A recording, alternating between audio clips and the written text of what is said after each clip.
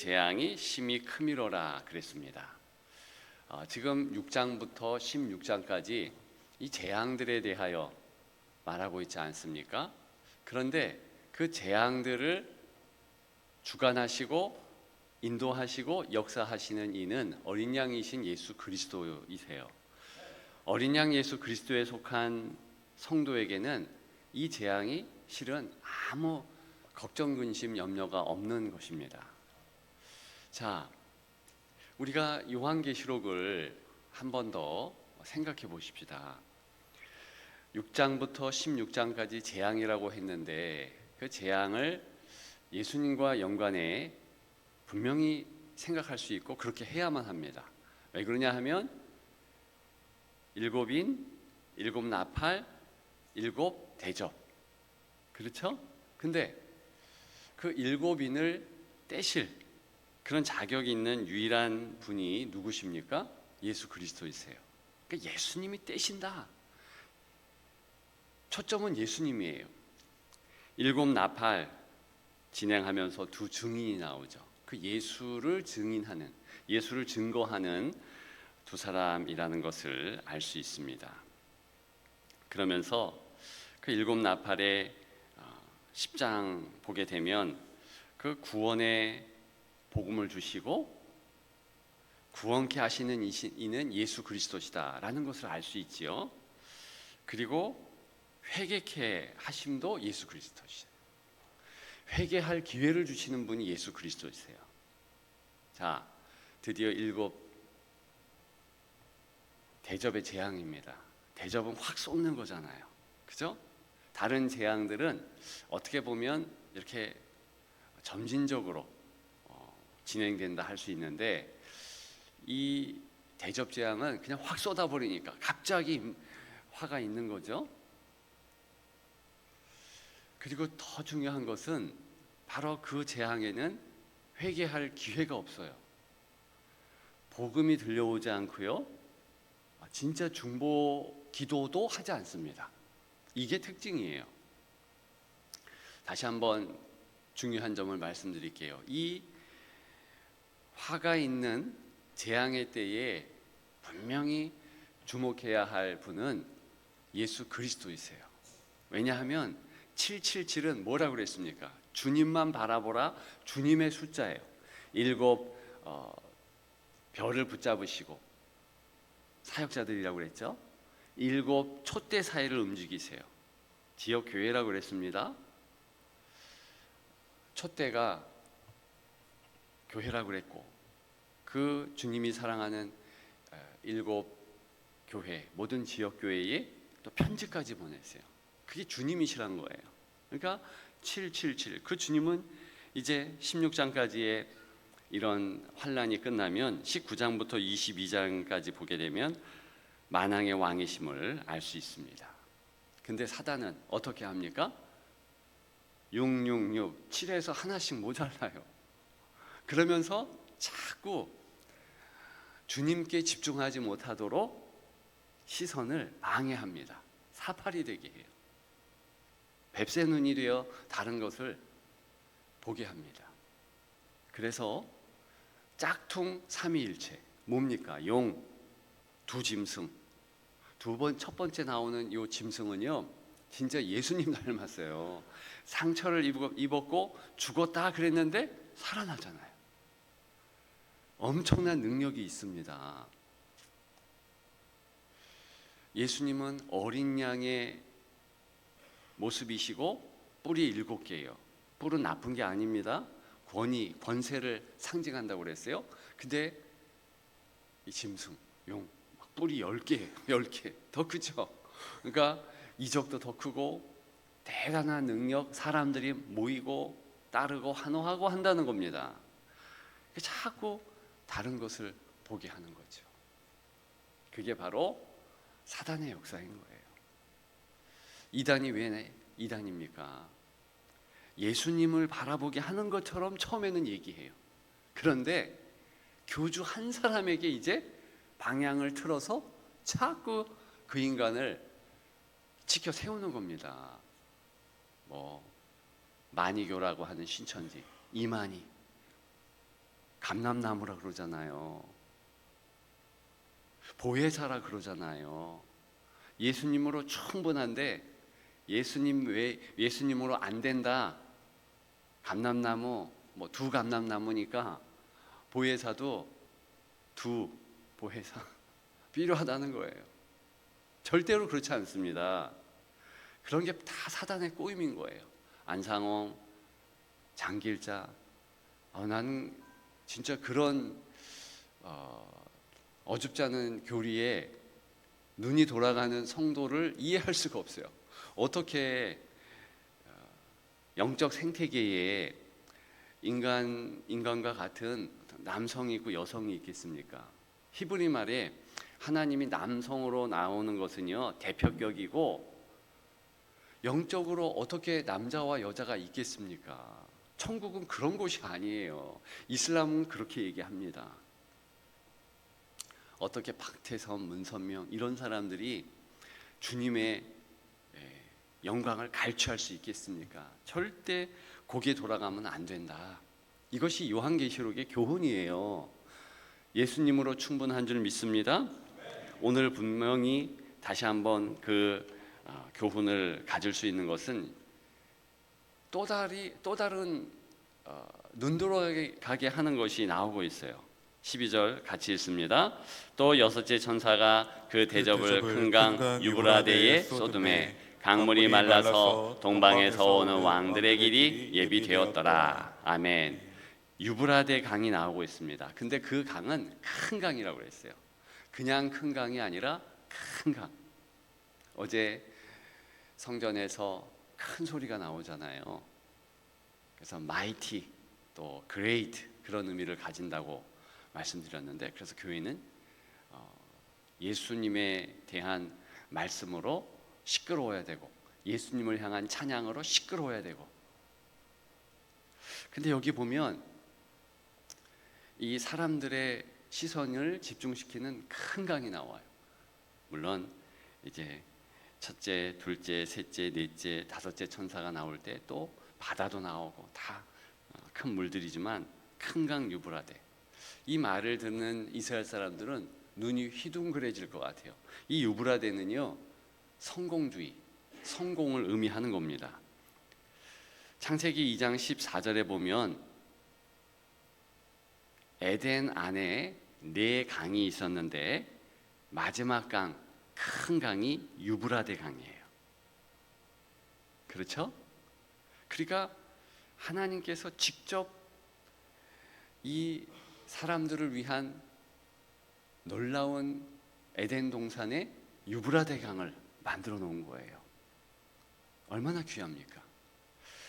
인간 역사 자고로 강을, 바다를 끼고 있는 곳은요 번성하게 됐습니다. 4대 문명이 다 강들 끼고 있잖아요.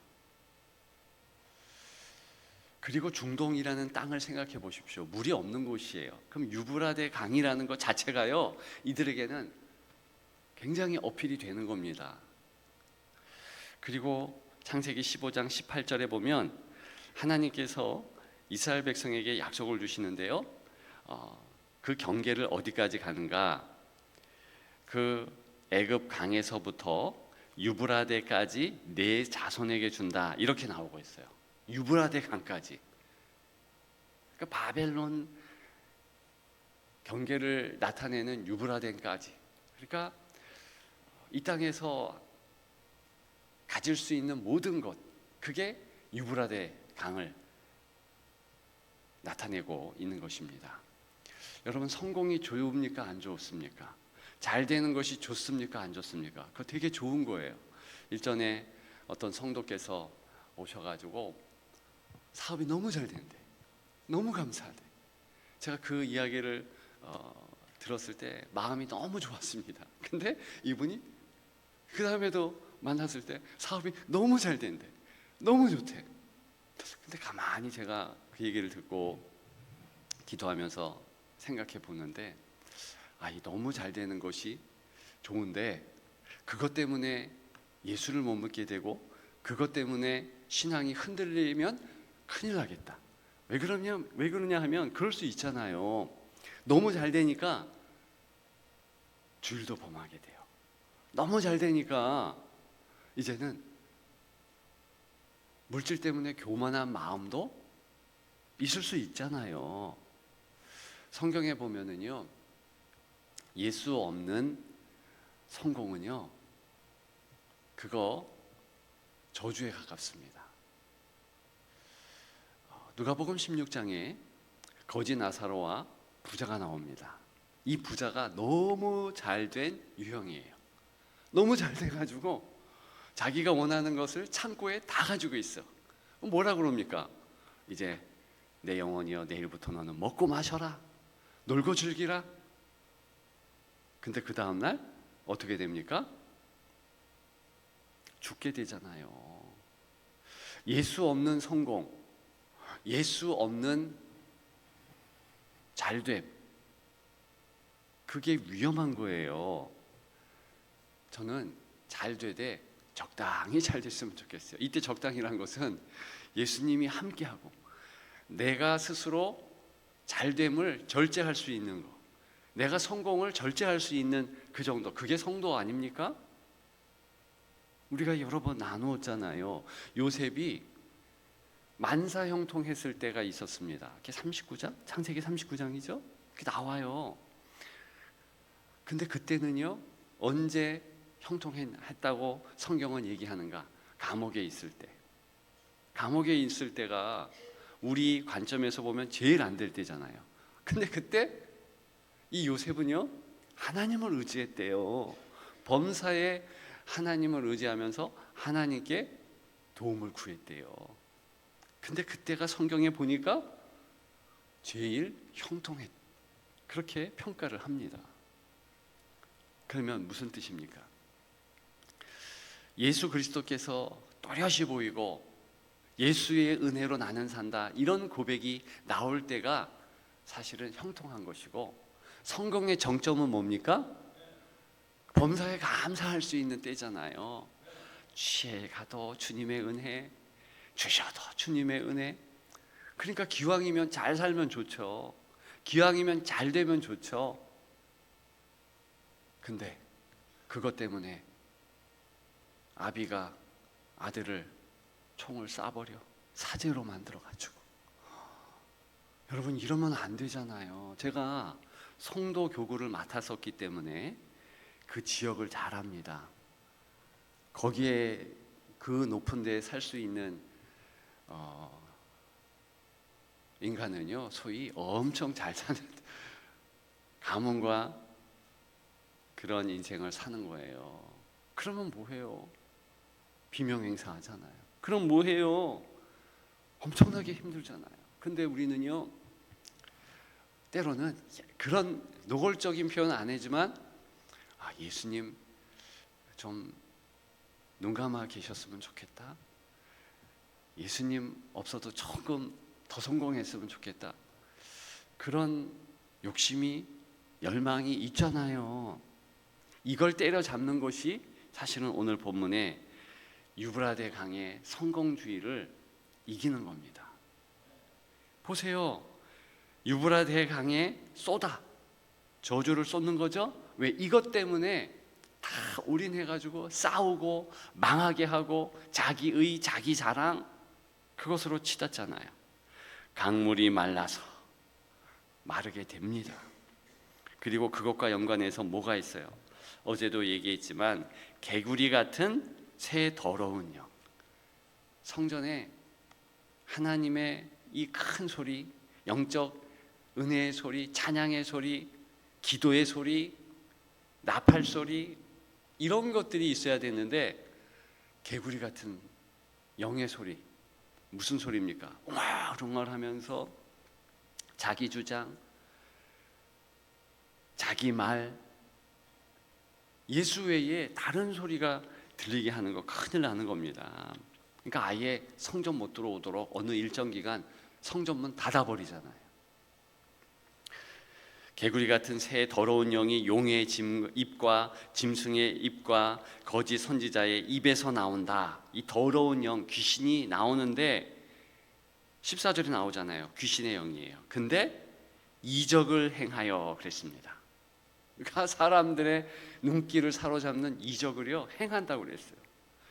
이게 기가 막힌 노릇이잖아요. 그러니까 뭔가 사람들이 모이고 박수치고 환호하는 거 좀 의심스럽게 생각해야 돼요. 그렇게 막 따르는 사람도 한번 점검해 봐야 됩니다. 그들을 다 하나님이 치시는 거거든요. 유브라덴 같은 성공주의를 하나님이 싫어하시거든요. 중요한 것은 17절 우리 다 같이 읽어봅니다. 일곱째 천사가 그 대접을 공중에 쏟음에 큰 음성이 성전에서 보좌로부터 와서 이르되 되었다 하시니 아멘. 제가 그 현대인 성경을 어제 이제 쭉 말씀 준비하면서 보는데 여러 번 들었는데 음성으로 들으니까 재밌더라고요. 쉬운 성경이. 거기에 큰 음성이 나서 큰 음성이 울려 나왔습니다. 그러니까 일곱째 천사가 대접을 공중에 쏟아붓자 성전 보좌에서부터 큰 음성이 울려 나왔습니다.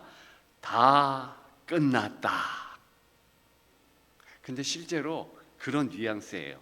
누가 끝났다 선포하는가? 예수 그리스도이세요. 어디에서부터 그 소리가 납니까? 성전에서, 보좌로부터 다 끝났다. 진짜 하나님의 이 말씀 한마디면은요 다 끝납니다. 폭풍 치는 그 갈릴리 바다에서도 주님이 잠잠하라 그랬더니 어떻게 됩니까? 잠잠하잖아요. 끝난 거예요.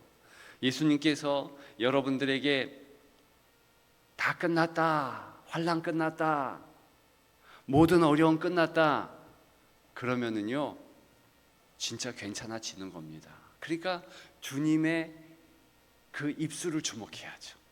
주님의 전능하신 모습에 주목해야죠. 그러면요 이거 다 아무것도 아니에요. 아쉬운 것은 무엇입니까? 21절에 보니까 재앙 때문에 하나님의 사람들은 더 하나님께 집중하고 예수 그리스도 어린 양을 의지하는데 여러분 망할 인생은 어떻게 합니까? 역시 21절을 쉬운 성경으로 읽어드리면 이래요. 무게가 한 달란트나 되는 큰 우박들이 하늘에서 쏟아졌습니다. 사람들은 우박 때문에 재난이 너무나 커서, 이게 중요해요. 재난이 너무나 커서 성도는 재난 크기 때문에 예수를 붙잡고 예수를 바라보고 도와주옵소서 기도하는데 이 인생들은 어떻게 하느냐? 재난이 너무 커서 하나님을 향해 저주를 퍼부었습니다. 회개 절대 안 해요. 그죠? 기회가 없어요. 정말 우리는 말세지 말에 내가 힘들 때, 내가 어려울 때 반드시 주님을 의지하기를 소망합니다. 여기서 갈라져요. 우리 기도하기를 소망합니다. 주님 의지하시며 승리하는 오늘 되시기를 주님의 이름으로 축복합니다. 우리 95장 아껴둔 한 절이 있죠? 3절이에요. 길도 없이 거친 넓은 들에서 갈 길 못 찾아 했으며 이리저리 헤매는 내 모양 원수 조롱하도다. 그렇게 하면 안 돼요. 예수를 바라보자. 그겁니다. 그래서 이제 3절은 여러분들이 꼭 집에 가서 한번 불러보시고 4절과 연결된 거예요. 그래서 주님을 바라봐야 돼요. 우리 4절 같이 부르고 마치겠습니다.